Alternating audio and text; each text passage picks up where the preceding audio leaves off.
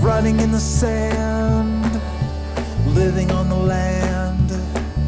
The salty breeze was in our eyes. We stood beneath. Nešto što me vuče nostalgiju, što me podsjeća na stari Zagreb, na djetinjstvo, na neko toplo doba.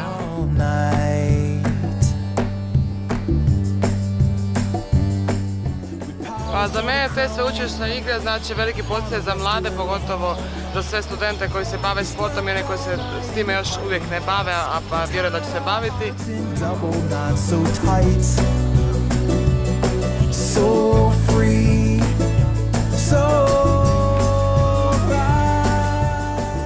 Ovim putem pozivam sve gledatelje i ljubitelje sporta da dođu na Univerzijadu u Zagreb, Rijeku, da podrže takav događaj i mislim da bi takvih događanja trebalo biti što više u Hrvatskoj i drago mi je da mogu biti dio toga. Hvala.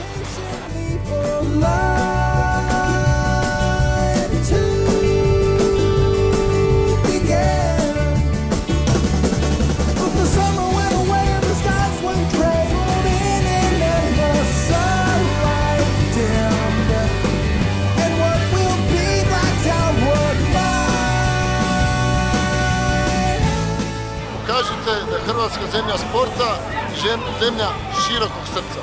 Vidimo se u Zagrebu i Rijeci.